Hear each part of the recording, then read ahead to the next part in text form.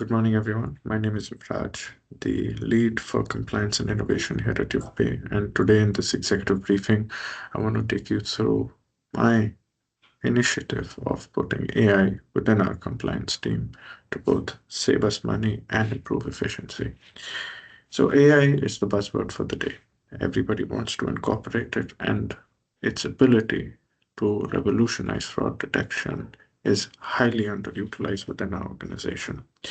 It allows for real-time anomaly detection and increased accuracy, far away from our old style of only highlighting fraud cases when a transaction is above a threshold and then having our detection team and investigation team having false positives and not utilizing the time efficiently. It has that ability to detect unusual behavior and adapt dynamically over time. The models themselves, which we would utilize within our AI framework, would be a hybrid of both supervised and unsupervised. Supervised using our old data and thereby being able to find similar frauds in the future, and unsupervised to find newer forms of fraud for our organization with a dynamically changing environment. It could subutilize certain tools. We would end up using an isolation forest, so it would break down the data into small building blocks at its smallest data points, and any anomalies would therefore be picked up and investigated further. In doing so, save up to 40% of the manual time required by our investigation agents. It also allows for strengthening anti-money laundering compliance and risk. It does so by catching true risk, not looking at false positives simply over thresholds. It also allows for a more focused workload through optimized sensitivity. It creates risk profiles and then refines them over time, allowing for us to have a more concrete approach. It also allows for increased sensitivity and optimization of our data. Of course, it does come with its risks. As with all AI, it comes with a black box, and that means that if we don't understand why it is giving us a result, even if we know what the input is, regulators won't be fine with that. It also brings up the question of data privacy. Where is this data coming from? It can't come from social media, and organizations such as the Financial Action Task Force simply says that if you cannot explain your results, you cannot use it. And there's also the potential for algorithmic bias. It would create proxies. It would use PIN codes to use against certain ethnicities.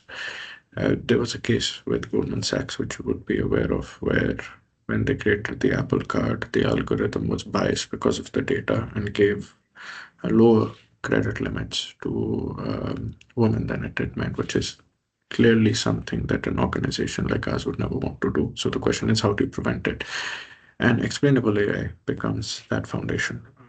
It allows for regulatory transparency, interpretability. It helps us to understand the human logic, and also allows us to detect those biases beforehand and refine the model. And you can supplement it with tools such as SHAP and Lime. SHAP, which is a tool which we use, and I'll take you through, is called the Shapely Additive Explanations. It effectively breaks down your results and explains why it came up with that logic. So we did a test. We created an algorithm, it checked certain variables, and it came up with an alert for one of our profiles. And it based the majority of the weightage on the location and transaction velocity. This was someone who would make one large transaction every couple of days within the UK and the US, but now suddenly there were tens of transactions across the Asia in a 24-hour span, which spiked the model, and you can see that's how it weighed it. But this was a loyal customer, so we understood that they do travel and they have never had cases of fraud before within their card. So that sort of pulled the model back a little. And the job profile and transaction size, of course, wasn't anything out of the ordinary, which what this helps is it helps prove that the reason the alert was placed was the location and velocity and then could be investigated, and it wasn't just a biased or a random decision on why it placed the alert. All in all, the AI has the ability to revolutionize risk management, regulatory safeguard, and help meet compliance standards for organizations such as the FATF, with its robust models, with its proactive risk identification, rather than the reactive approach that we have today. Something that will only go to strengthening our reputation in the market. And using tools such as SHAP, we can ensure that we don't have these issues in the future. And we utilize AI in a way that regulators will be happy with and our clients. Thank you.